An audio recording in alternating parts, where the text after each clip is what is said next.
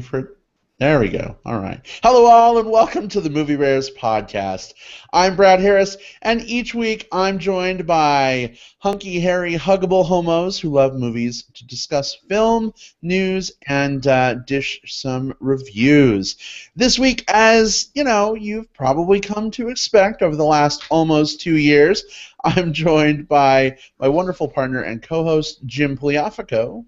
Hi, guys, and welcome to the podcast, everyone. And our other partner in cinema obsession and co-host Will Lindis. Oh, I was hoping you were going to say partners in crime, but then I'd be revealing too much for this podcast. Anyways, welcome back to the show, guys. I didn't want to be spoilery or tropic, so take a shot. All right. Well, this week is a show that should be pretty interesting.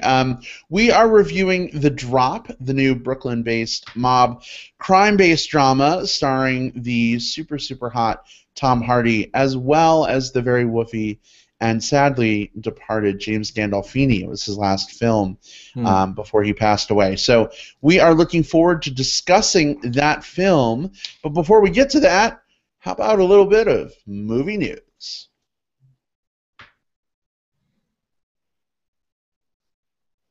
Dun dun dun dun dun dun dun. All right, so Jim, you got to take that sound segment this week and turn it into the movie news intro piece. I'll try. I'll try. That'd be fun. Maybe not. Maybe it's a bit self-indulgent. I don't know, but yeah. So guys, indulge on ourselves. Yeah. I indulge myself. Indulge all over ourselves. Oh, my. At least a couple times a day. Wow. I like to indulge myself. But yeah, that's neither here nor there. So movie news. How about that? What's got your interest this week, guys? What's going on? So the thing that interests me is actually a news item about a film that I've talked about a few times on the show before, and that's Lars von Trier's Nymphomaniac. As some of our listeners and astute movie fans may already be aware of, this is a very, very long film that was split up into 2 volumes that were released earlier this year. Nymphomaniac Volume 1, Nymphomaniac Volume 2. Both of them are definitely worth the watch. I certainly personally preferred Volume 1 over Volume 2, neither here nor there. But the interesting news about it is Lars von Trier has since said, like, he did not intend for this film to be split into 2 halves. Like, this is supposed to be one uninterrupted viewing experience. And finally, we are getting a chance to see that. So, world premiering this next week at Fantastic Fest, which I'm fortunate to be a part of. Lars von Trier will be doing his world premiere of the 5.5-hour long cut of Nymphomaniac, which again is both volumes put together, and in fact both of those volumes had some things cut out of them as well. So this is just a lot of movie. Past that, if you're not one of those people that is going to be able to be here in Austin, Texas, checking this out, they're going to be releasing it on October 2nd. Day and date across a bunch of different multiple platforms in different parts of the United States, Canada, Spain, Netherlands, etc. So, yeah, there's going to be lots of ways. If you are interested in seeing 5.5 hours of Lars von Trier's erotic comedy, October 2nd, you don't have to wait too long. Wow. I mean, that's a long-ass movie. Will, I got a couple questions for you. You've seen both parts separately, right? I have, yes. So are you going to plan to see the 5.5-hour recut? I'm not. So with the way this particular, with a lot of times with film festivals, you have like film blocks. Like, you can choose from one of the different films in this slot or that slot or what have you. And this movie is so long, it actually takes up several film slots. So I would have to sacrifice a few other films on my list. Had I not already seen the individual volumes, and had they not announced the day and date on October 2nd, I might be tempted to kind of squeeze it in there somewhere. But as it stands right now, this is one of those oddities that I'm going to catch on VOD later. Mm. The other question I had was, does you? I haven't seen it. You've seen it. Is it the type of movie where it warrants 5.5 hours to do whatever it's doing? So it tells a story of this character who is, well, a nymphomaniac in her both her life as a child all the way up until her adulthood. Um, and the first volume of it is, of course, the childhood. The second part is more the present day story. All of which set against a framing story where Charlotte Gainsborough is talking to Stellan Skarsgård, who is like a Therapist or something? Yeah, a therapist, and also like a guy who's just kind of got her ear right now. So does it necessarily warrant 5.5 hours? Man, gee, like that's hard to say. Like again, when I watched it, it was in the two different volumes, and so it was very easily delineated. Like you watched the one, you could tell there was going to be more, but it had enough where you could get some closure within that one story. Then you could, and they even released the volumes, I think 1 or 2 weeks apart. So I ended up watching one weekend and then one the following weekend, and it worked out quite well. I don't know. Like, I mean, I don't think there's a lot of experiences where I can say, like, 5.5 hours, yeah, this film really needed to be 5.5 hours long. I think that's hard for me to say in a lot of circumstances. That said, I've been a part of things where you sit down and watch the entire, like, Lord of the Rings trilogy, or you watch, like, you kind of movie marathon the original Star Wars trilogy or something like that. So if you look at it kind of like that, which, again, I guess is the opposite of the way Lars von Trier wants you to look at it. He wants you to look at it as one uninterrupted thing and not volumes that you're marathoning. But I guess there's some merit there. Sit down, check it all out. Personally, I say, if you've got a long weekend ready, if you want to see the way the director intended it, if you're one of those people who's maybe a purist, who says, okay, if the director didn't want it cut it this way, I'll watch it this way instead. Check it out, October 2nd. Yeah, I mean, man, I do like some of Lars von Trier's stuff. He is out there, and we liked, or at least I liked, Melancholia quite a bit.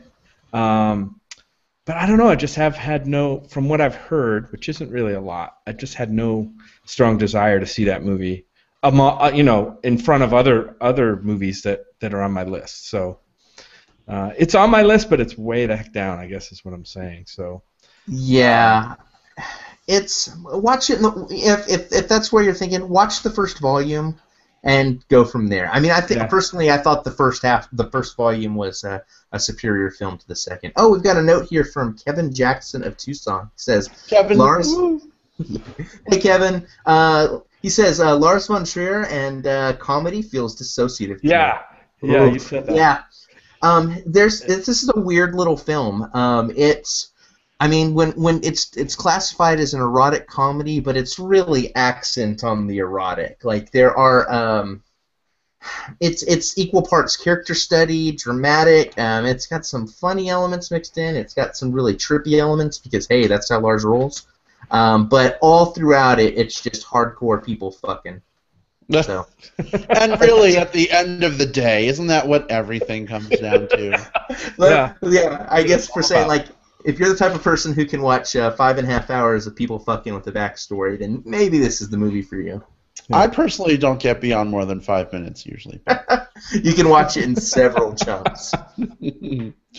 All right, interesting. All right, well, have fun with that. Those of you who sit down for the full marathon there. Jim, what have you got this week? I've got some more news about Skull Island. Dun dun dun! Dun dun dun! So, folks that are watching or listening might remember us. No, not Skeletor Island. Skull Island. Skeletor Island! They might remember us talking about on a recent episode. It was after San Diego Comic-Con this summer. I got excited for a project called Skull Island, which is the... for fans of monster movies and science fiction, they will know this, but for other people, it's the island that was the origin of King Kong. in the original King Kong movie.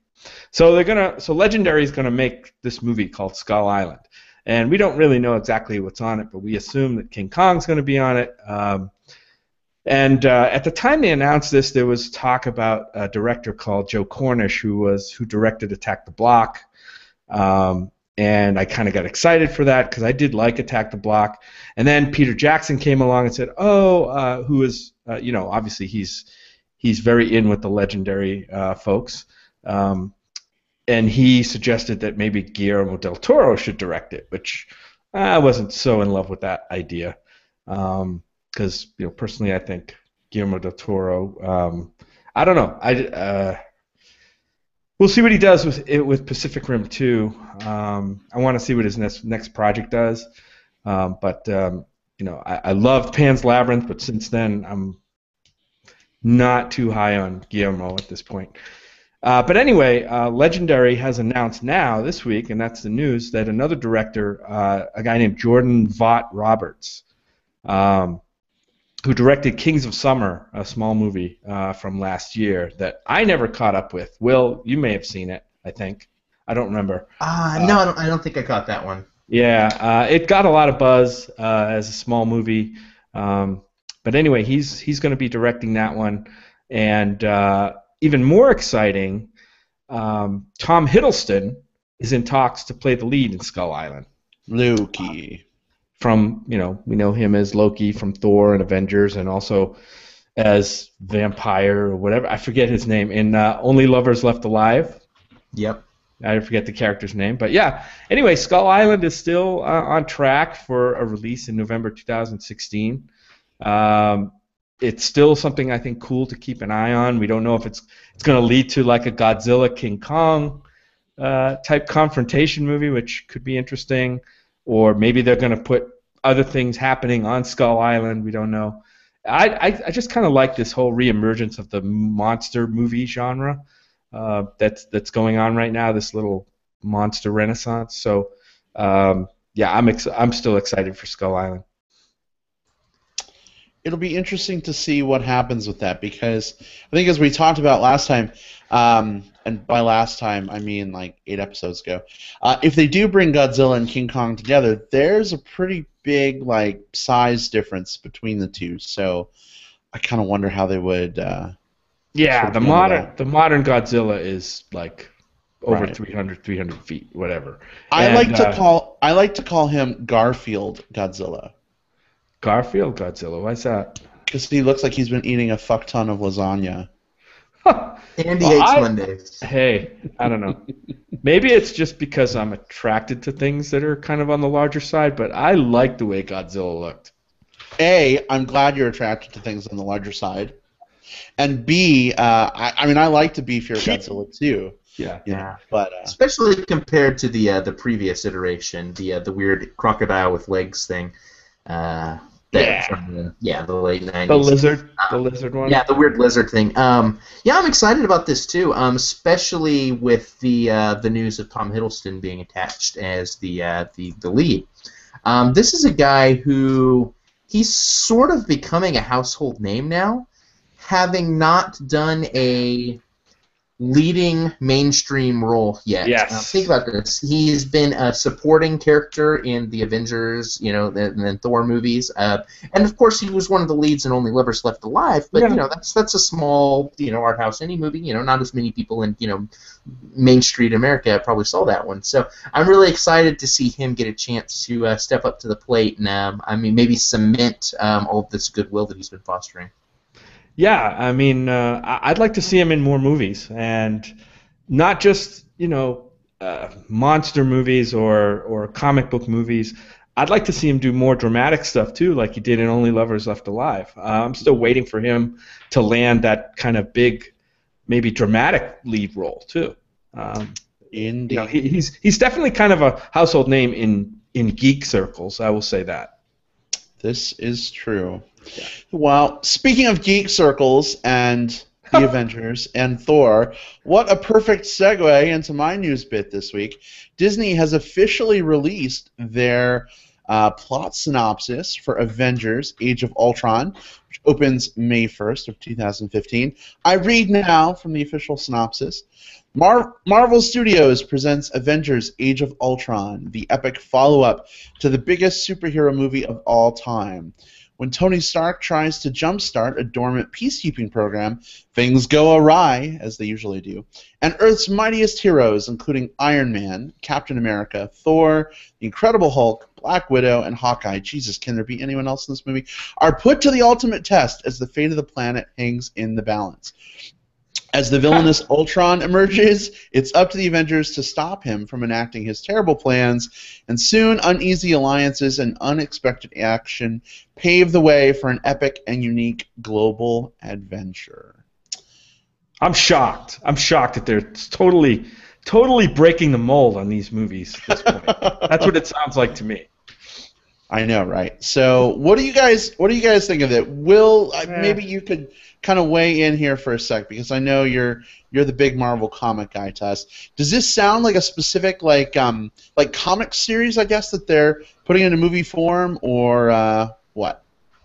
Kind of. So Ultron is one of those characters in the comics who pops up from time to time as a villain, usually in a capacity kind of similar to what I think they're going to, although it looks like the origin story is going to be different here. I think the origin story is probably going to work a lot better here for the movie, because it's going to tie into, apparently, based on the synopsis, something that Tony Stark did. It ties into the existing cast. One of the Avengers does something, makes some sort of fuck up, and now the world's is in peril. What's interesting about it is, of course, it did mention all of the major characters by name, which is interesting. All of the cast members are back. We also have some newcomers from Elizabeth Olsen and Aaron Taylor Johnson showing up, as well as. It's interesting, right? Because they're playing Scarlet Witch and Quicksilver, who are brother and sister, but they played man and wife in Godzilla. So. Yeah, that was kind of fun. And we know how electrifying they were in that movie. Well, at least now we don't want them to. Thank God they were in that movie to carry that thing. These are both good. These are both actors who are good. They're good actors who I think didn't have the right material in Godzilla. No, I know. And so now, who's to say that this will be the right material? I mean, they got Marvel definitely has. Lightning in a bottle right now with not only the Avengers movie, but the entire franchise. But who's to say when the bottom is going to drop out of it? And maybe the downfall comes from cramming more and more characters into lead and support roles in these films. I don't know at this point. I am interested in seeing them. I'm also interested in seeing. The synopsis also mentions Paul Bettany and the role that he'll be playing. And I'm super excited about that because it lets a guy who's been kind of a staple of this franchise for years now actually step up into a more meaty role. Now it names him as becoming Vision. I'm more of a DC guy, so I have no idea who Vision is. So Vision is an android. He's like the robot member of the Avengers. He's one of the guys who's almost always on the team in some capacity or another. Origin story is totally different here because Paul Bettany's role in this has been doing the voice acting of Jarvis, which is the electronic system that it's inside Iron Man's suit. So it looks like they're going to do something about that, getting into an android form, and that being Vision. Totally different than the character in the comic, but also I like it. I like things that if you're going to have this world-building universe, and I think one that Marvel does a really good job of, I like them building on their existing foundations. Here's something that we've got. Let's add this other character, but do it in a way that links on, connects, and makes things work. I'm excited about it. I've been super big about the Marvel Cinematic Universe. It hasn't let me down yet. I'm bracing myself for the day when it does happen, but I'm really hoping Age of Ultron is just as successful as the others. I just want more Mark Ruffalo as Hulk. Yes. Where are those motherfucking Hulk movies that Marvel's scared about making more Hulk movies? Yeah, they are. They are scared. Based on past performance, right? Yeah, but I think that I think they could get away with doing one. I think they could do before one. long. Yeah. I think they've gone on record. Or Mark Ruffalo has mentioned, and I forget the exact interview, but he said something to the effect of, "Hey, yeah, on the current slate, the schedule that's out through 2019 or whatever, there isn't a Hulk one in the works, but I may be showing up in some other places. Wink, wink, nudge, nudge." So there's some speculation that kind of gets into comic-y, spoilery territory, but as if they pull from some of the stories that I'm thinking they're going to pull from, could be really cool stuff. If he shows up mostly naked, I'll be happy. I think most of our listeners would agree. Yeah. That's pretty true. So, Jim, you liked the first Avengers movie, right? Are you excited for this one? I'm not super jazzed about it. I think it's just going to be more of the same.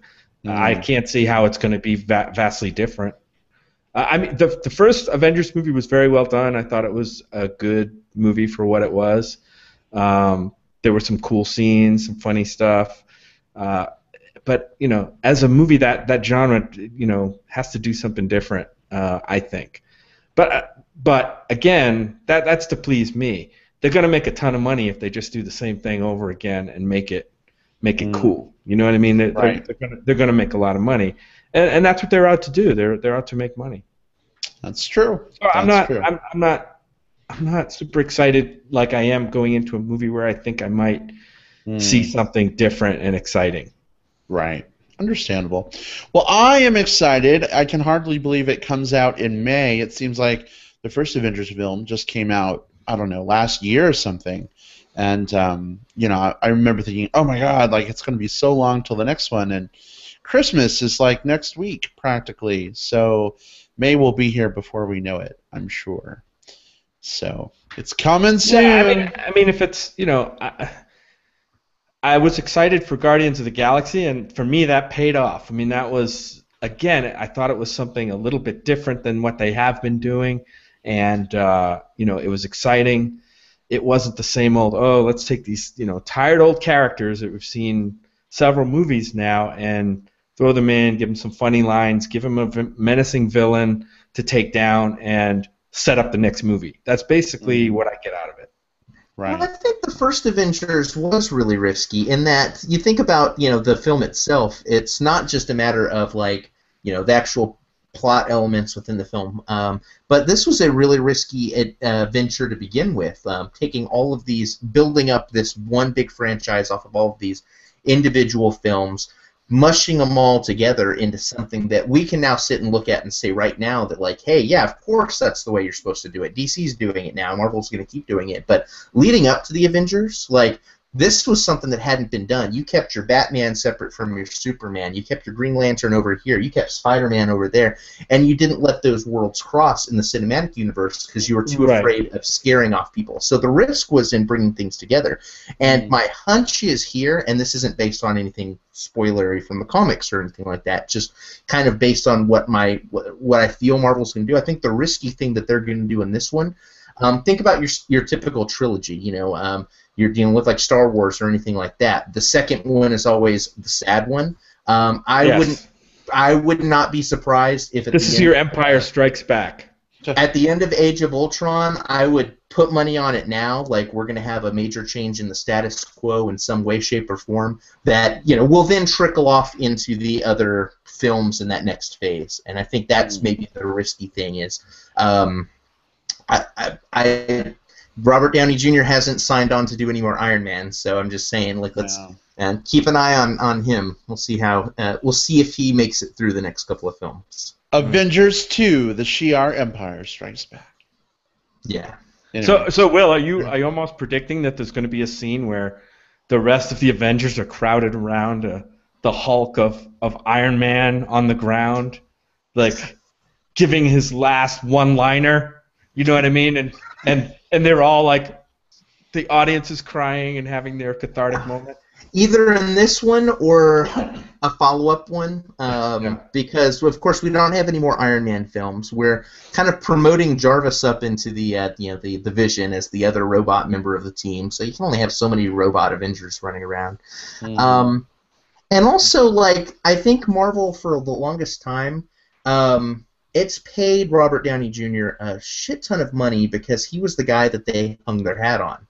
I think Marvel now realizes that they've got the chops both on their editing team, their writers, they can put together something like a Guardians of the Galaxy with less known characters and less marquee actors and put out something that's going to make a buttload of money without Robert Downey Jr. So, Indeed. just saying, I'm not saying for sure that I think he's going to die off, but would not be surprised. Yeah.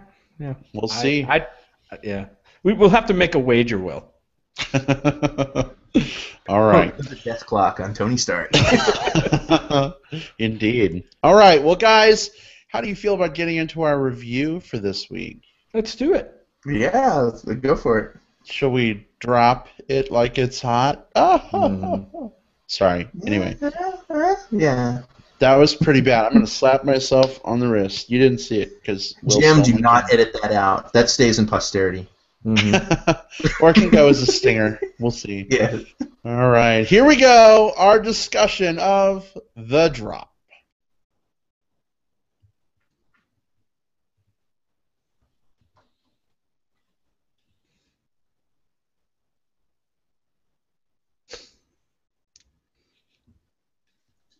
All right. So now that you've had some glorious trailerage for this movie, and those of you who are watching live stream and you're like, "What the fuck are you talking about?" That silence we just had, the trailer goes in there. So if you never listen on iTunes, you never hear our really cool post-production add-ons. And if you don't watch the live stream on video or on YouTube later, you don't get a chance to see Brad play with his toys during the silence. I do. And in fact, I was playing with this rocket ship seen on screen right now. There we go. And early on in my relationship with Jim, he made this for me. When I was 5. He designed and created it for me, and it holds a special place in my heart, so it's always on my desk. I love that I'm glad that you defined what toy you were playing with, because I think some of our audio-only listeners might be like, what toys is Brad playing with on camera, and why am I not there? It is a bear podcast. Oh my goodness. Well, okay. So on that note, we are going to kick things off as we normally do by discussing The Drop, spoiler-free. We'll give some recommendations on whether we think you should see this film in theaters or wait for it to hit VOD or Blu-ray DVD or skip it entirely. Will has put me first on the agenda this week, and I typically don't like to introduce a segment and then go because it seems horribly self-serving and douchey. But you know what? Why not? I guess I'll do it. Yeah, I think it's going to be fine. It's all good. It's all good in the hood. Do it. I don't think it's gonna make you seem douchey at all. Because I already seem douchey, right? I did. What are you saying? Get back away from that one. I know, right? It's the proverbial, how do I look in this question? Can't win. Okay, so for those who are unfamiliar with The Drop, and I would not be surprised because honestly, I hadn't really even, seen much about this movie, save for I think the teaser trailer. I don't even think I'd seen a full trailer. It basically stars Tom Hardy and James Gandolfini. We already said that earlier. They're sort of running a rundown bar that's used, and this is in the trailer, so it's used as a drop for Chechen, criminal activities, and essentially the drop location skips around from area to area. It's used as basically a one-night-only bank for money drop-offs for the mob. And the bar is held up, and mob money goes missing, and all sorts of hilarity, well, not really hilarity, but craziness ensues. So in giving my recommendation,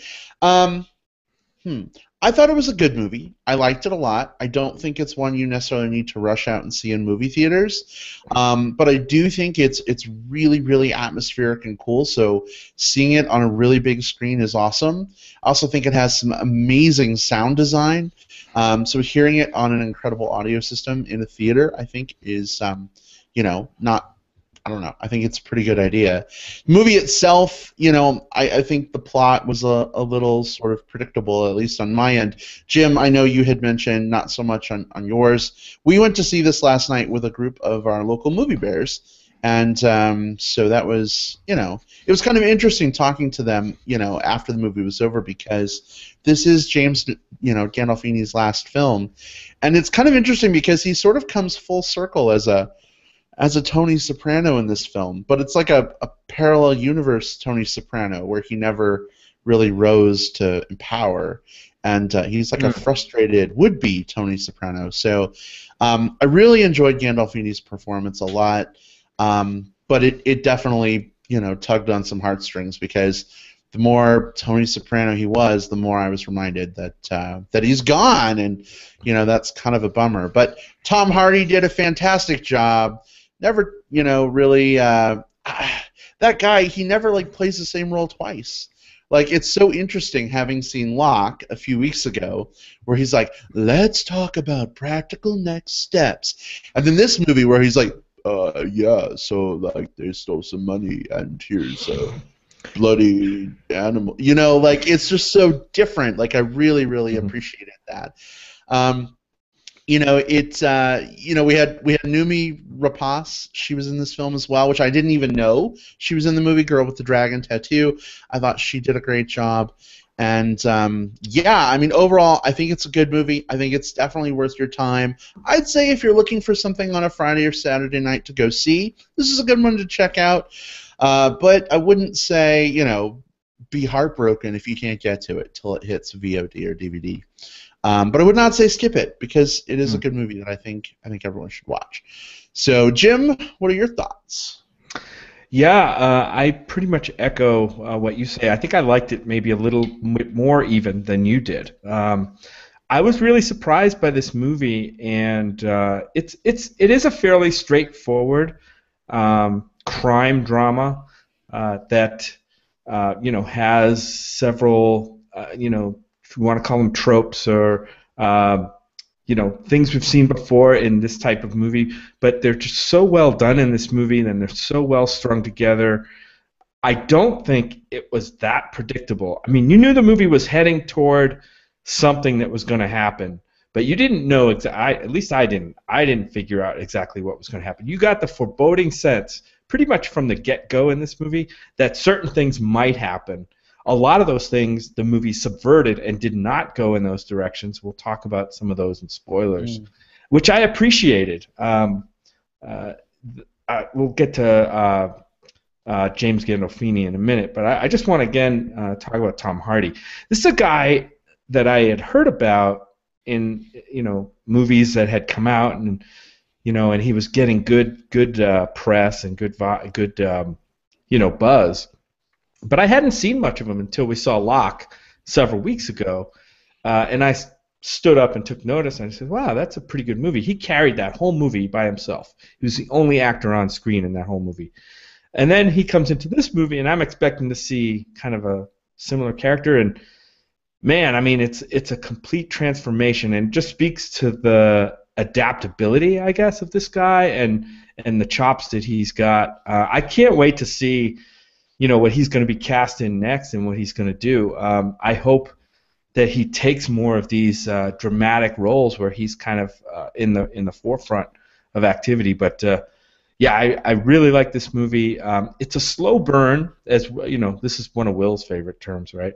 It's a really slow burn, and it takes its time. But that's okay, because what it's doing is it's developing these characters. There's there's only really a handful of characters in this movie that come to the forefront, and they're all very well fleshed out. They all have pretty deep, character lines, I guess, and we'll just get to know them over this time, and it doesn't force feed us.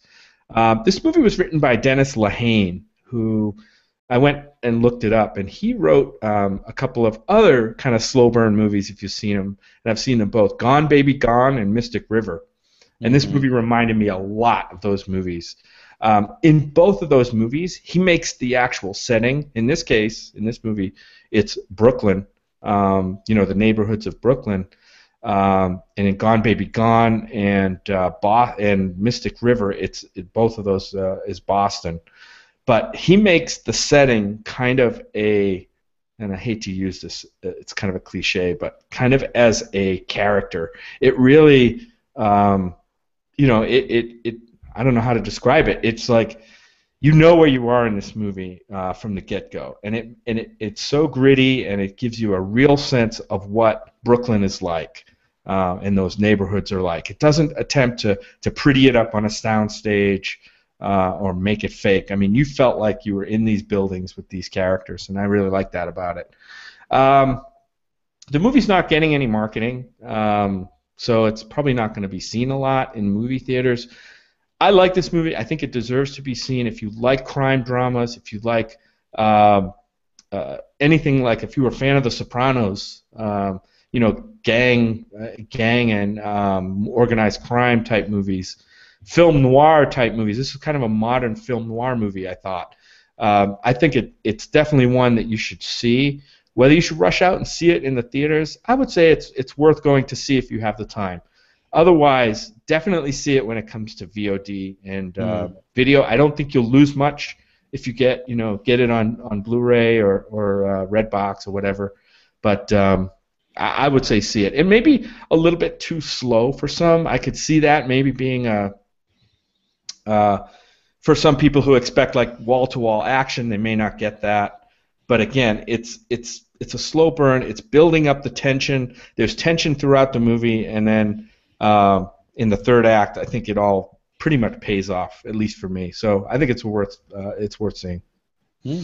Awesome. How about you, El? I'll be the Debbie Downer. I'm pretty lukewarm on this film. Jim had mentioned this film is a slow burn, and it definitely is. I think I love a good slow burn.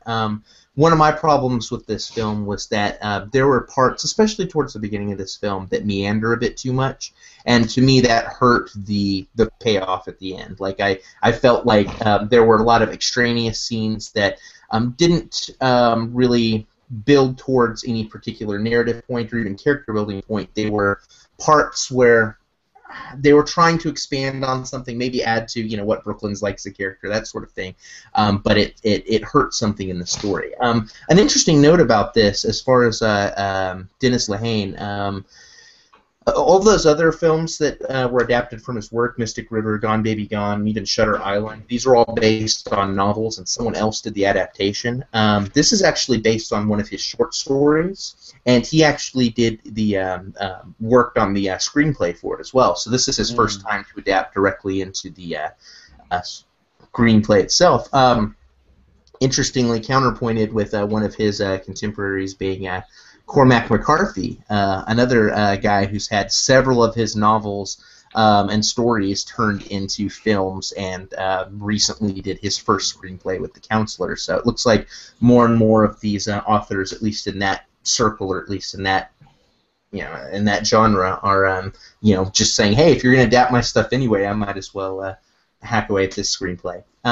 So there are some things that I did like about this. I said I'm lukewarm about it because while I did think that some of the pacing was meandering, I thought that the acting was top-notch. And I think that if you're the type of person that just wants to go to a film and just watch a masterclass in acting, I think this is a good one. Tom Hardy is top-notch here. He's one of those guys. You'd mentioned the performance that he brings to Locke. Even in roles that were less I guess meaty, things like Inception or things like that. He's a guy that always has presence on screen. Here he had this affectation, this voice, this quirkiness to every line that he delivered that could have easily been cheesy, but he was able to keep it just this side of that. I think that a less talented actor trying to do the exact same thing, you would have had an over-the-top, maybe even like a Razzie-style performance. Can you imagine Ben Affleck in that role? No. I don't know. Affleck's been growing on me lately. Oh, But I would like, actually yeah. rather see Affleck behind the camera. Mm. I'm like, but also Gandolfini, quite good. He's one of those guys who, when you give him a role like this, he eats it up. I mean, this is where he cut his teeth. This is where he made his name. And he felt very natural here. And a lot more. And I thought this was interesting. Like, even comparing him to Tony Soprano, he's a lot more rough around the edges and worn and weathered here. He's a completely different. I think it would be easy to dismiss him as just kind of doing the Tony shtick, which he's definitely not. This is a different character with different life experiences that got him here. Less impressive for me was Noomi Rapace.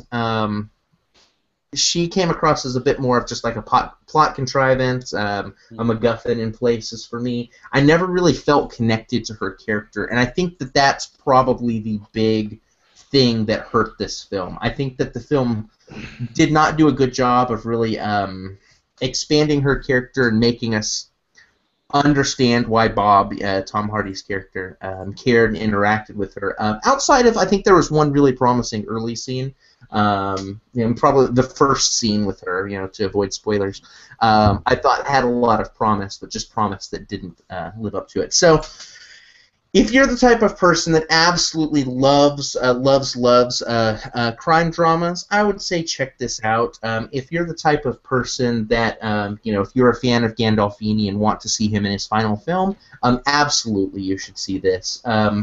But if you don't fall into either of those two categories, I'd be hard-pressed to say this is a must-watch. So, middle of the pack, didn't love it, didn't hate it. I can see why people would love it, but I think just kind of personally it didn't fully connect for me. Yeah, well, you mentioned that maybe the story had some kind of extraneous stuff thrown in there, and maybe that does stem from the fact that you've got this Dennis Lehane trying to adapt a full feature film from a short story, and maybe some of the pieces that were added, just didn't have time to cook down enough into the, and be smoothed into the story very well. Who knows? I don't know. Maybe when we get into spoilers, you can talk about some of those scenes and why they didn't kind of connect with you a little bit. Yeah. But the other thing about Tom Hardy's performance is, at the beginning of the movie, I'm trying to figure out this guy. Like, was he like, developmentally slow for some reason? Was he, it almost seemed like he seemed like a very simple guy who had a lot going on behind the character and internalized a lot of stuff. Because there were moments during the movie where, and I won't spoil anything, where you knew that he had a sense of what was really going on, but the character kind of played dumb, you know what I mean, a lot of the time. And he was really good at showing that kind of hidden intelligence behind the dumb facade, and just amazing acting, I thought, in that character. Yeah, I agree. Well, we have been talking a lot once we get to spoilers. So I do want to say one thing that might get some people to see this movie that maybe might not see it. It has an adorably cute puppy in it. Oh, yes. Yeah. That is not a spoiler. That dog's in the trailer. Yeah. Let's not forget the cute puppy. Yes. Very cute puppy. If you're a fan of cute, adorable puppies with sad eyes, then this might be a good movie to go see. I'm just saying, if it was a shaking kitten, I think you might get more people to watch the movie. I don't know. I think there's more dog people out there. Little Sarah McLachlan in the background, Let's not start a dog person, cat person war on the show. Yeah. All right. We don't want to go there. All right. So let's move into spoilers, shall we? Yeah. Yeah. All right. So here we go. Spoilers for The Drop are incoming. If you continue to hang out with us live, you sort of, implicitly agree to be spoiled. Feel free to mute us and come back in 10 or 15 minutes, and you can hear our plugs. If you're listening live, or rather, if you're not listening live, but on tape delay, check out our handy dandy show index. Feel free to skip ahead and rejoin us for plugs. And I'm watching people drop off the live recording right now. And that's good, because hopefully that means they're going to go see the movie and come back. And that's awesome. We like it best when we can encourage you guys to see good film. Well, maybe not so much for Will, since it wasn't as good.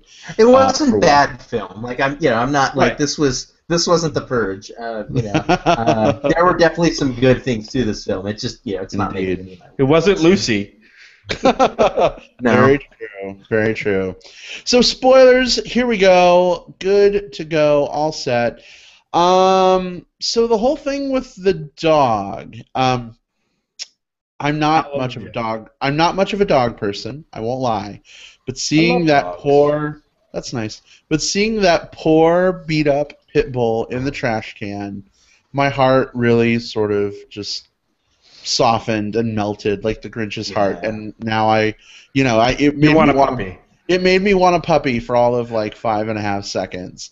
But then as he's like having to walk the damn thing, pooping on the rug. And I'm like, I'll just watch cute puppies in movies, and we'll call it good. But Will, you had mentioned that this movie kind of meanders, and the puppy thing with Eric Leeds sort of, there's a really convenient tie in there that it just happens to be the guy who happens to have taken credit for the murder of this guy who happens to be the guy that Tom Hardy killed. It was kind of convenient for me. It was very convenient. First of all, I am a big dog person, so it was weird. Like, some of the puppy scenes were very extraneous. Like, they didn't really need to show them. But to be fair, like, I didn't have a super big problem with them because, I was distracted the same way. The same way it's easy to get distracted by, like, cat videos on the internet. Like, it's just like, this scene's not going anywhere. Oh, but that dog is so damn adorable. Oh, look at it. Look at his little paws. Well, I guess for me, and I don't know which exact scenes you're talking about, but a lot of the puppy scenes I think served a purpose of giving us a side of the character that we were getting to know. That he was, really a good guy at heart. He wasn't a bad, evil guy. So I don't know. To me, that's what a lot of those puppy scenes were getting at. Plus, it was kind of it did serve to be kind of a MacGuffin, to kind of get him to meet, this dude that was supposedly killed, whatever Eric Streeter or whatever the guy's name was, and it had that kind of menacing quality, like, oh my God, don't threaten my puppy. You know what I mean? Like, and I was so happy that this movie did not go down the path of dead dog. Yeah. You can't tell me that you didn't think at the beginning. I did. When there was threats made that the puppy was not either from, and you didn't know who was going to kill, you didn't know who was going to kill the dog. Was it going to be that crazy dude? Was it going to be James Gandolfini to kind of light the fire under Bob? But it was. I'm glad they didn't go there. They totally did a great job, I thought, in subverting that expectation. So there's a scene, right? We see the Eric Leeds character like watching Tom Hardy like go into his house or whatever, and then not long after that, Tom Hardy and James Gandolfini are shoveling snow. Well, Tom Hardy is shoveling snow. James Gandolfini is watching. But then there's that trash bag that's like tied up on the fence. Yep. And I totally expected there to be like dead puppy head in the bag. Oh, yeah. Yeah. The way he was feeling the bag. And I'm very glad we didn't have a dead dog. I loved the dog. I think that there was some character building from it. I think more than anything, what we got from it though was this is the thing that sets up our third act climax. So we're really cementing in like this guy wants this dog back. This other guy doesn't want him to have the dog back. And I think that we spent a little bit too much time on that when we could have spent more time on Numi, who I think that, and she had scenes in the film, but they didn't seem to really expand like what she was really doing there, what her motivations were outside of, I want to help this dog in the opening scene. I liked the opening scene. The opening scene had a lot of promise. Her helping him out with the dog. There was a lot of give and take in that scene. And then after that, it was kind of like, well, I'm the person that's attacked, that's since I was introduced earlier in the film, I'll be in the film a little bit longer. It's like when you invite someone over to your party, and it's like, all right, come on over, let's have drinks. Come stay until like 10, 11 or so, and it's like 11:30, and they're still chilling on your couch. You're looking at the door, tapping your watch, and they're still hanging out. That was new for me in this film. Like, I think that they didn't give her enough to do. They didn't give her enough motivation. But they kept her in the film. She kept showing up, and I just couldn't care. I didn't care. Like, we got these connections between, very convenient connections to the Eric Leeds character, or the Eric Deeds character, and again, it's like they just weren't fleshed out well enough. She had this thing where she's talking about how she used to peel her neck when she was really high with the onion peeler. It was a quick throwaway conversation, and then it didn't go anywhere. It felt like that character, like, go back to the drawing board, do a little bit more work there, and I think that I personally, just from where I'm coming at, I probably come at this film with a more positive outlook. I have to wonder, like, the things on her neck, she said they were, were from a potato peeler when she was high. Potato peelers don't typically, like, make that shape on human they're skin. curved. They're curved. If you stabbed it in there, it would make a scar that was curved. Would it? Okay, so it would make that shape. It's not like she scraped her neck with it. It looks like she stabbed herself. Oh, so she stabbed herself. Okay, that's what I thought. I thought she was like. Oh no. Rubbing it on her skin or something. I think she stabbed herself with it. Oh wow, that's probably in a suicide attempt or something. Pretty brutal. Because she was getting brutalized by asshole, whatever his name was. Maybe Eric Deeds. Yeah. It leaves us to connect too many of those dots. I don't know. Yeah, I didn't have any trouble connecting those, at least in my mind, anyway. Well, but I mean, we have no scenes that really indicate that she's the victim of violence. We have no scenes that really indicate, how, whether she's lying. I thought she said that. I thought she flat out came out. She said did. That. She did. She mentioned that he had hit her, and then there's the scene where they're like at, Eric Deeds is waiting in her little house or whatever. And then he, like, makes very her sit threatening. down. Yeah. He, like, slams down on the table, and she, like, I mean, I definitely got the domestic abuse vibe out of that. Yeah. Even though we didn't see it and they didn't tell it. Maybe what it was, Will, was like you said, you didn't care about her so much, so you were kind of like, you can show. You don't have to tell. You don't have to tell, like, I was beaten. You can do a lot with little. I think back to one of my favorite films, The Shining, and the scene at the very beginning with Shelley Duvall with the cigarette, and it's just as she's sitting there talking about her husband, just the ash just keeps getting longer and longer. She never flicks it away, and just the way that she has that interaction, she's talking about, it was just the one time that this happened to my kid. You can tell, like, it wasn't just the one time. This is something that goes on and on, and you can do a lot with very little here. Again, this was a terribly weak spot in this film for me. Again, she's there to be something at the end, like another obstacle, another thing in the bar, and I don't think that she really needed to be there. I think there was enough tension being built up between Gandolfini's character and Tom Hardy's character, and also Tom Hardy's character and Matthias Schoenaerts, the guy that plays Eric Deeds. Interestingly enough, he was in Bullhead, which was the director Michael Roscom's previous film. So I like it when a director kind of brings back one of their favorite actors. Wasn't Tom Hardy in Bullhead? Was he? I'm not sure. I thought I read somewhere that he might. Maybe not. Maybe not. Yeah, I don't. Yeah, I know it was. I know. What's his head? Matthias Schoenaerts. Yeah. Schoenaerts was the lead in that, but I don't think Tom Hardy was in it. Yeah. So I gotta ask about Tony Soprano that never was, his plan with this whole drop thing, right? So he gets this guy, a relative, whoever he was, to basically do a test robbery, right? Mm-hmm. So that the mob will set his bar up as the drop location. because the safest plane to fly on is the one right after when the it just crash. crashed. Yeah. Right. But like, what is his plan, right? Like, we know he's got a father in a nursing home that's dying. We know he's got a sister who lives in the house that they live in.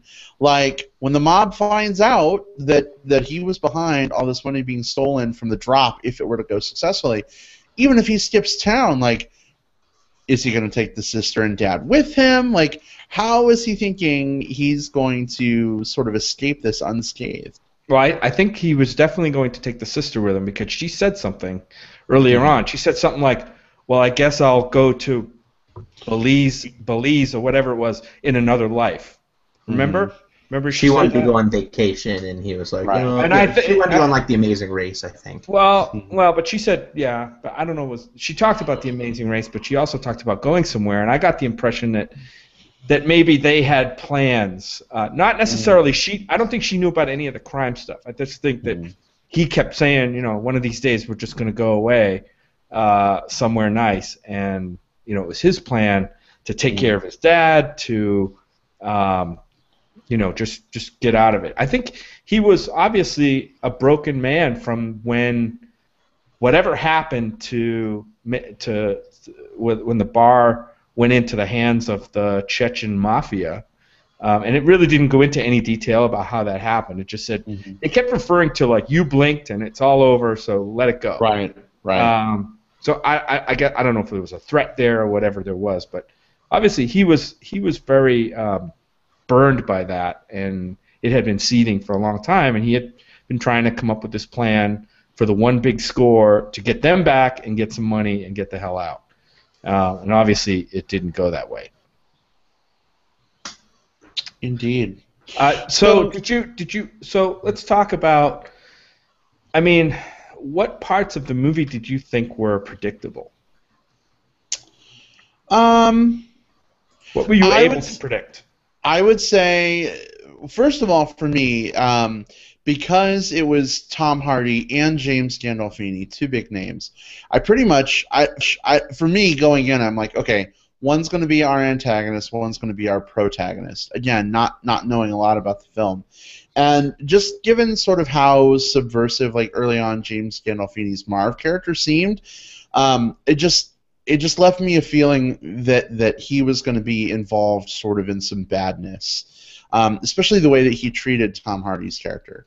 And so as we're going through the film, obviously we're finding out bits and pieces of this, and I'm like, okay, well, obviously he is involved, and okay, now we know for sure he's involved, and I'm like, there's only one way that this is going to end for Marv, because he is not shown in any way that he is a capable sort of planner or a wheeler and dealer. We know that he blinked or whatever 10 years ago, and that fell through. We know that this whole thing with the robbery, fake drop or whatever got fucked up. I pretty much knew he was going to die at the end of the movie. So, that for me was not a surprise. They really built Tom Hardy up as sort of the shining good guy, although I did really like a lot of what they did about the sort of the darkness that you can't escape, and God telling you can't come into heaven. I thought that was really interesting about his character. But I pretty much figured he was going to live. You know that the girl is going to come back, although I do kind of like how the movie leaves a little bit of ambiguity. But I don't know. I felt like it was just leading to a place that sort of felt familiar and a little predictable for me. But my experience isn't everybody's, so... Yeah, it was Gandolfini's arc was predictable, and I don't think that that's necessarily a bad thing. Like I said, there's things I didn't care for in this movie, but I thought that Gandolfini did a good job of portraying this guy who has big plans, but is ultimately kind of a fuck up, and maybe that's going too hard on the character. But he has all of these schemes, and none of them really work out very well. Every single one of them backfires in some way, shape, or form, and so once you start to see what wheels he's turning, it's like, again, you can kind of see like the timer over his head counting down to him getting shot somewhere in this film. And again, that's not a bad thing. That was not a bad thing for me. I think that was, the writing and Gandolfini's acting kind of sold, like, hey, this is a guy that does not make the decisions that are going to work out for him. Likewise, Tom Hardy, I think one of the things that made the climax maybe slightly less tenseful for me than it should have was despite the fact that he comes across as this really nice guy, he also comes across as a ridiculously capable guy. Whenever something comes up, he tackles it without really getting stressed or, like, crisised out, you know? So as all of these things start happening, like, I didn't get a real vibe that he was terribly fearful of what was happening, that he was going to find a way of overcoming it, and sure enough, he did. And so, you know, I think that maybe stole the tension just a little bit from me. Not a knock against Hardy. I mean, he nailed that character. Just, I don't know. Yeah. Yeah, I guess for me, I didn't know. I mean, there was a turning point in the movie for me, and it came when Gandolfini met up with the fuck-up robbery dude. That was kind of an epiphany for me, like, oh, fuck, he's working together with that guy. Because up to that point, I had no idea. I thought that this was going to be a movie about Marv and Bob. You know, they've been working this bar together. They have some kind of a family, almost like a family relationship, kind of like a mentor-mentee relationship.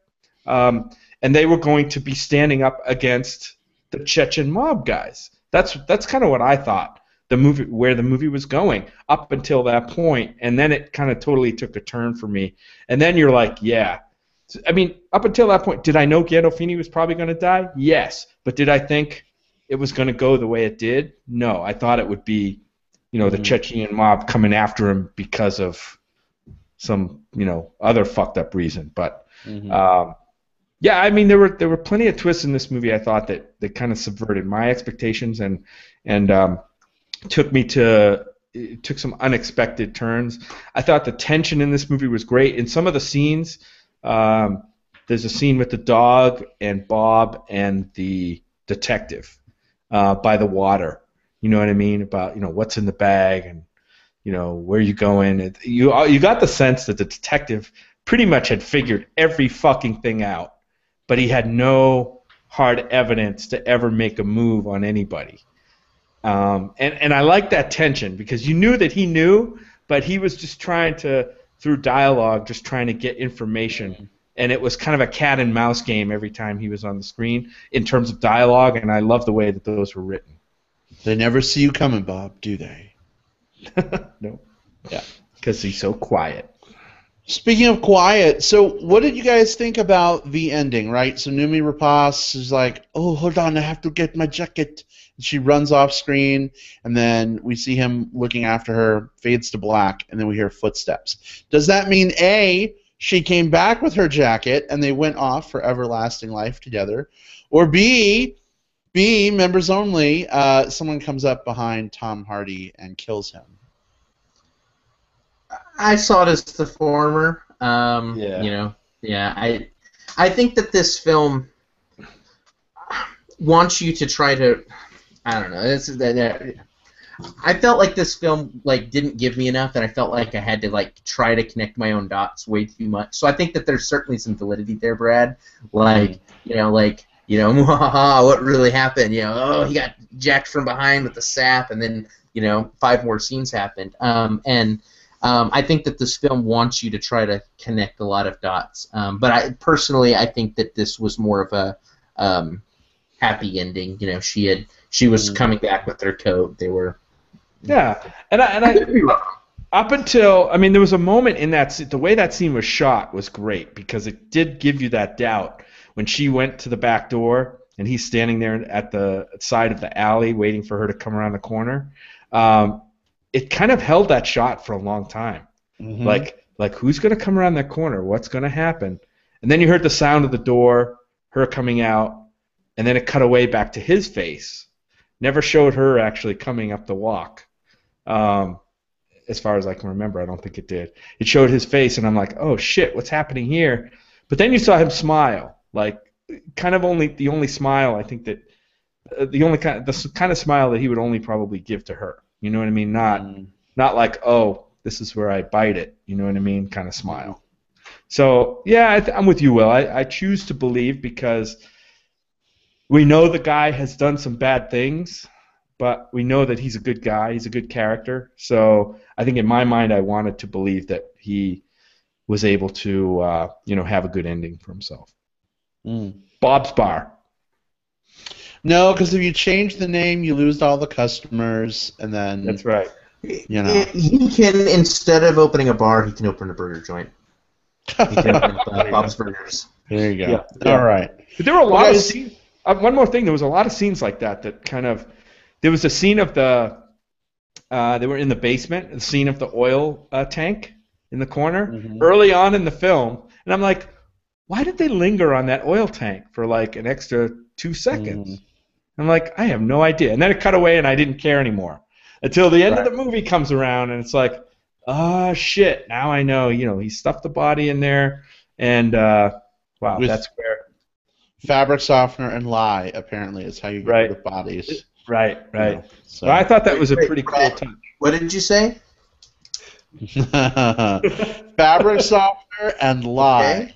And lye. All right, cool. Now, make sure to put it in a container that's not corrosive to either of those two materials. I'm sending a text to Scott right now. And you may have to break legs to get the body to fit in that hole, but it's doable. Okay. I mean, so pretty much the standard. Yeah, very much. It's not the Walter White method, but it'll do in a pinch. Okay, all right. Yeah. I'm picking up what you're putting down. All right, guys. Any absolute final thoughts before we move into plugs? Not for me. I like I said, I think this is a movie that's under the radar. We've seen a lot of these lately. Calvary. For me, anyway. Calvary. What was the one last week? My short-term memory's going. The one I love. The one I love. This one. This time of year, these movies are not getting any. There's no fanfare for these movies because we're kind of in that odd space where we heard a lot about all the summer movies and all the summer blockbusters, and they're all shot their wad and they're done, right? So now it's like everybody's thinking about. Well, Will's thinking about Fantastic Fest movies, but everybody else is thinking about kind of the prestige season that's coming up and the news that's out of TIFF and Telluride and everything and the cool movies that are coming up for us this year. These little movies some of them are really good. I like this one. I think probably the best out of all three of us, and then Brad, and then Will. I think we all liked it, but to different degrees. So. It doesn't mean there's no movies out there, folks. Get out there and see them if you can. If you can't, look for them on VOD because they'll be there soon. That's right. Screen them if you got them. Yeah, I mean, we're all three of us are fortunate that we live in areas that have art house theaters where we can go out and we can see stuff. And this one's kind of a weird one in that it kind of falls under it's playing at the art house theater and it's also playing at one of the first run theaters here in town. But yeah, I know that there's lots of people that just don't live in areas like this where you have the 10-screen Cineplex that probably still has 4 of those screens devoted to Guardians of the Galaxy right now. And so films like this may not come across your radar, but write them down. If anything that we talk about on this show is something that interests you and you do not live in an area where where you can see it right away, jot it down.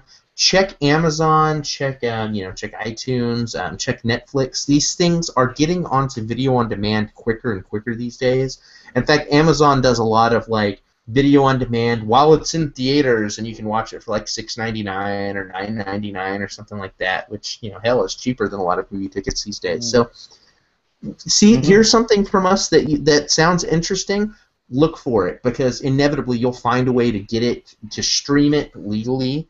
I'm all about doing things legally. But you can get it in front of you in some way, shape, or form. Indeed. All right, well, let's go ahead and move on to some plugs. Will, what have you got this week?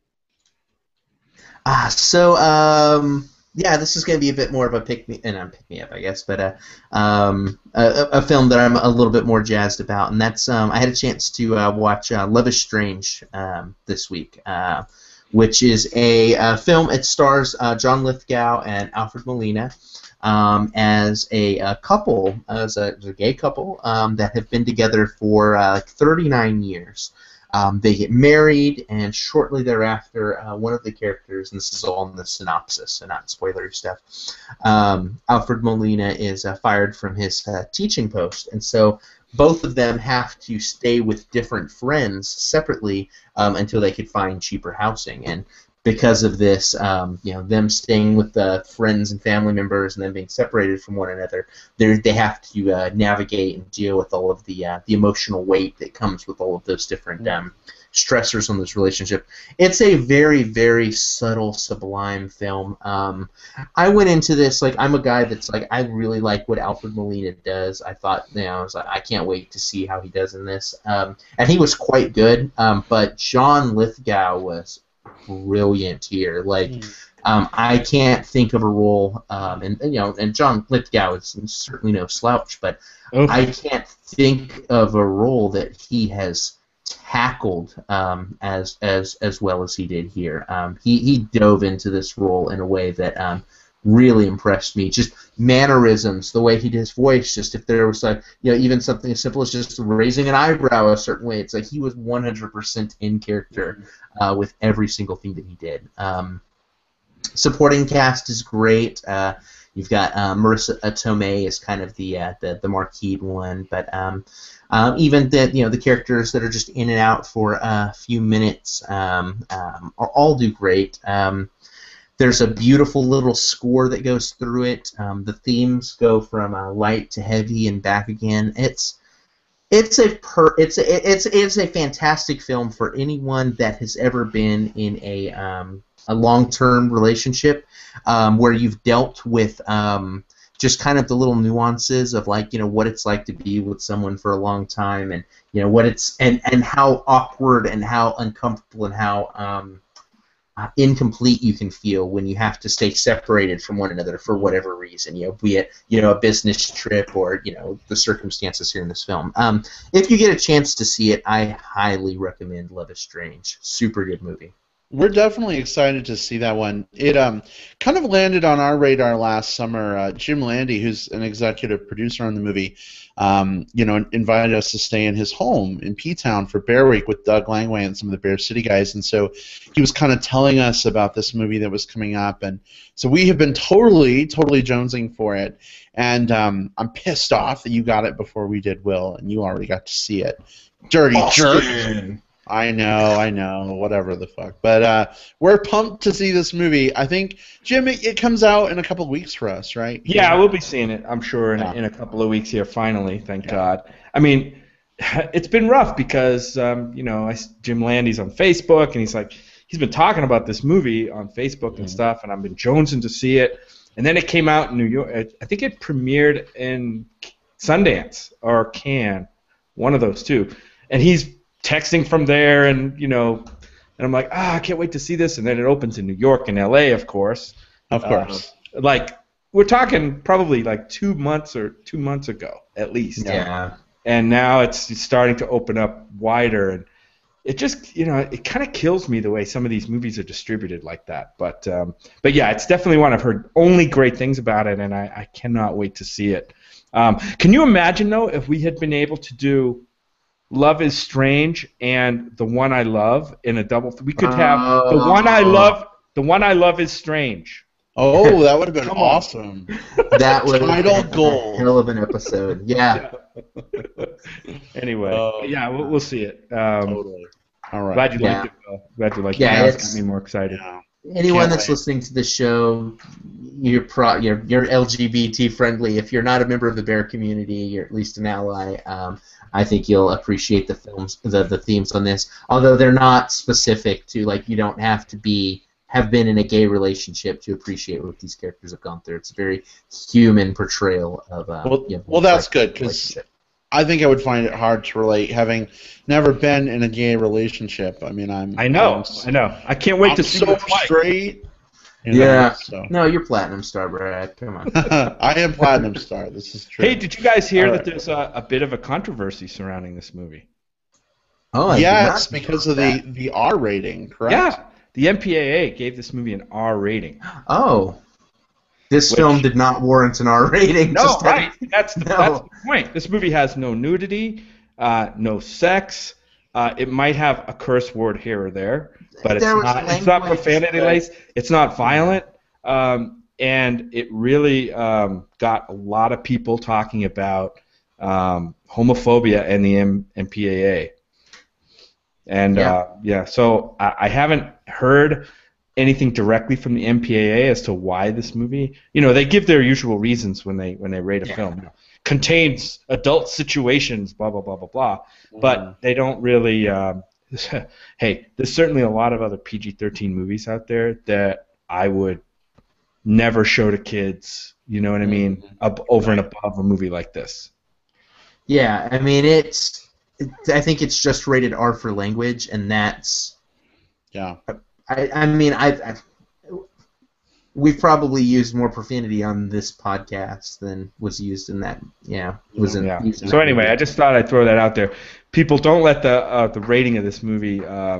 If you're not one to maybe go see R-rated movies a lot, don't let that deter you from seeing what sounds like a wonderful movie. So. Indeed. All right. Jim, what's your plug this week? So I got a couple of trailers that I watched this week. I do like watching trailers. Will, you're going to get a chance to see this movie. It probably is on your list. The John Wick movie. I don't know if that's on your list or not, but Keanu Reeves is back as John Wick. It's an action thriller. Yeah. You know what? I watched the trailer for this movie, and it didn't look super bad. It almost looks like a role that Keanu Reeves could actually do. So it's a movie that looks like it's got another puppy in it, which, I mean, that's a plus, right? We've seen that. And it's actually it's about it's got Alfie is it Alfie Allen from Game of Thrones as the baddie in this movie. He's kind of the son of a crime boss, and he steals John Wick's dog and his car. And that's what kind of draws John Wick, who is a kind of an ex-hitman. He's out of the business, and he's a legend in the underworld. And he kind of this punk kind of wakes the sleeping giant in Keanu Reeves as John Wick. It looks kind of interesting. Look, typically I wouldn't go for a Keanu Reeves movie or maybe even an action thriller like this, but this movie looks like it could be either surprisingly good or a total fucking train wreck, and I'm interested on. The trailer made me interested in seeing it. Will, have you seen the trailer? I have seen the trailer. Yeah. Yeah, I thought the trailer looked halfway decent compared to a lot of trailers out there. But anyway, it looked fun, and that hits theaters near the end of October. So awesome. But Will, it's playing at Fantastic Fest. It sounds like it's not on your list. I've ranked all of the 78 films in and it's order 77? from 1 to 78. Yes, because I'm a nerd and I did a spreadsheet of all the different films. It's number 77. The only thing it beat was The Guest. Is this your bias against Keanu Reeves? You have a bias against Keanu Reeves? A little bit of one. Yeah. All right. And yeah, it's one of those things. Like, there's so many other films that are at that festival that are like, that aren't going to get a nationwide release. So those kind of get bumped up on the list. And two, that don't star Keanu Reeves. So those got bumped up on the list too. The only thing this one beat is The Guest, which you and I already saw at South by Southwest. So I was like, I don't need to see this. Yeah. I don't even go there. Anyway, Will, I'm just going to say, if you miss out on the beginning of the Keanu Reeves assance, then you're going to miss it. But I'm going to be for it. That may be a burden I'll bear. Okay. There you go. The other trailer I quickly want to talk about is a new trailer for The Hunger Games Mockingjay Part 1. Came out this week. I don't know if you guys saw it. The previous trailer I thought was pretty lame. Oh, yeah, the teaser. This one looks pretty good. There's a lot in this trailer. For those of us who haven't seen the movie, for those of us who haven't read the book, this kind of gives us a sense of what's going to be in play in this movie. Which is good. I don't know. I don't think it gives away too much of specific plot storylines, but it looks like this movie has a lot more sci-fi elements to it, maybe than the previous movies did.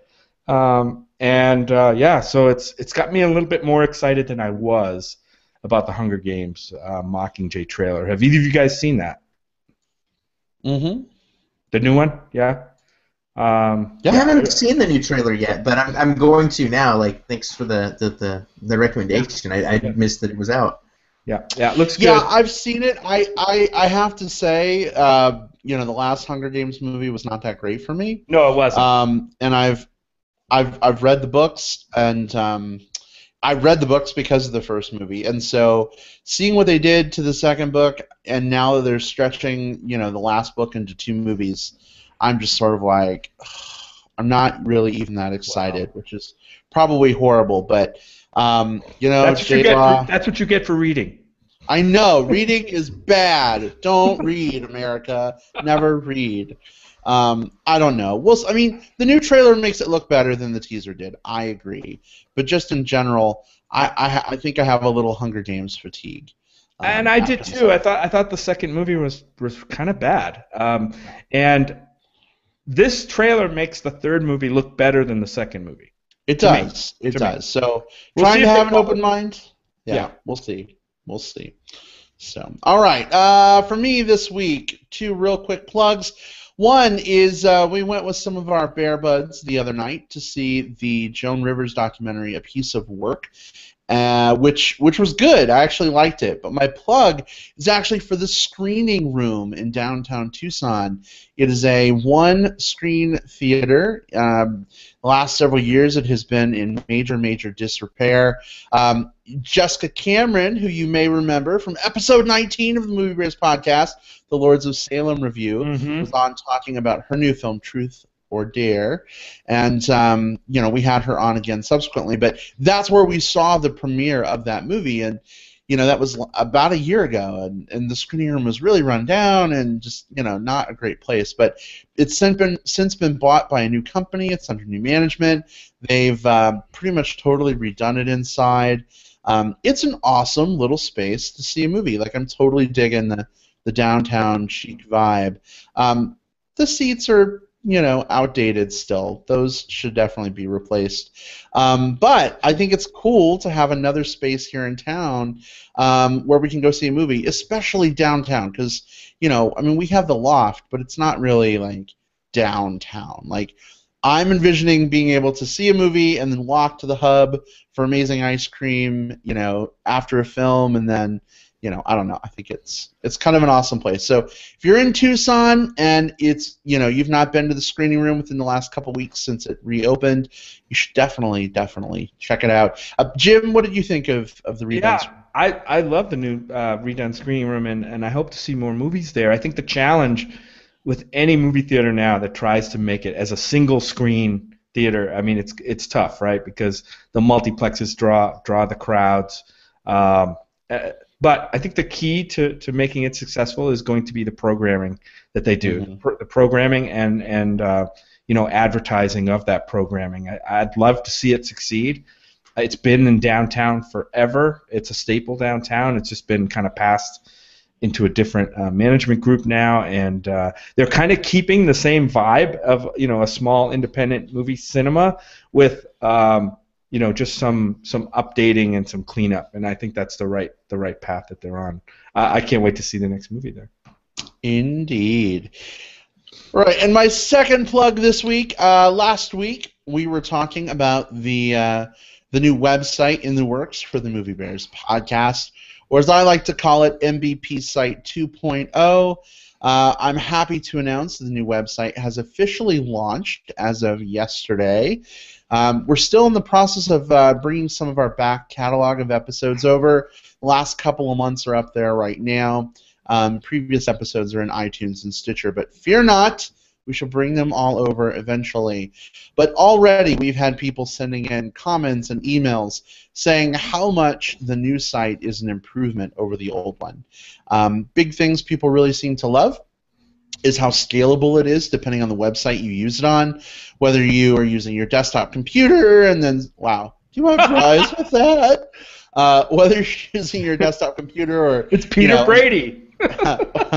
or an iPad or, your Galaxy S5, whatever, your BlackBerry, the site scales and adapts to the device that you're using it on and delivers a really fast clean, nice experience. So if it's been a while since you've been to our website, if you used to get frustrated with the 10-second load times and random blank pages, definitely welcome you to check out moviebearspodcast.com. Check out all the new stuff that we have done, and feel free to give us your comments. We'd love to hear your feedback on the site. We're always looking to improve things, so even though we've just had a major redesign, feel free to let us know if there's something you'd like to see. So, guys, you've had a chance to play with the new site now officially. You're good? You like it? Yes? Oh yeah. Oh my gosh, yeah. Like, I love that it's got that responsive design you talked about. Like, I can pull it up on my phone, I can pull it up on my tablet, I can pull it up on my laptop. I've done so. I've already had to check it out a couple times in different devices, and I'm enjoying that. And the old website, you know, we enjoyed our old website. There were a lot of things that worked about it, but you know, this is the new era of Movie Bears podcast. You know, we're moving on to something, you know, faster, leaner, more efficient. One of the problems I used to have with the site was I would, you know, sometimes I'd be at work and I just I want to listen to the episode that just went up yesterday. I'll load it up and the page won't load, so I have to refresh and make maybe on the third refresh it comes up. It's like if I'm getting frustrated with our site and like, you know, my face is on the damn site, I can only imagine what some of our listeners might experience. So I hope that anyone that's maybe been to the site in the past and it's like, yeah, I didn't have a good experience with it, check it out. I think you'll like what you see. Mm-hmm. Yeah, absolutely. I echo all of that.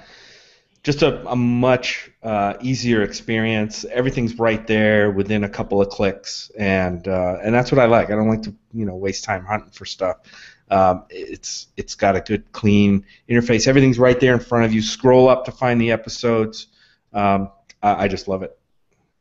Indeed. Absolutely. And the big thing for me is, you know, we like to wear our Movie Bear Podcast t-shirts when we go to film festivals and press screenings, and people are always like, oh, man, your website's right on the back of your shirt. I'm going to check it out right now. And then they load it, and they're like, it sucks. Your website is supposed to be like a blank screen? Like, I don't see anything. And it's like, oh, yeah, you have to refresh it a few times, and it'll come up. So, yeah, no Much more better. of that. Thank goodness. So, all right, I've you know, we've patted ourselves on the back too much already about the website. So it's there. Go check it out. Hope you love it. Guys, that pretty much wraps us up for this week. Not sure yet what we're going to do next week. Will, of course, will be at Fantastic Fest, so we will be Willis We'll be for next week. There won't be a will, but you Will. still have a way. Yeah. Yeah. But we'll figure out what we're doing, and maybe we'll get another guest to join in on the fun next week when we figure out what we're doing. We'll have a Maze great time. Runner. Yeah, maybe. We'll talk about that. We'll see. But we'll have a great time at Fantastic Fest. All of you out in listener land, we will talk to you all next week. Thank you for supporting the show. Have a good one. Take care. Bye. Bye.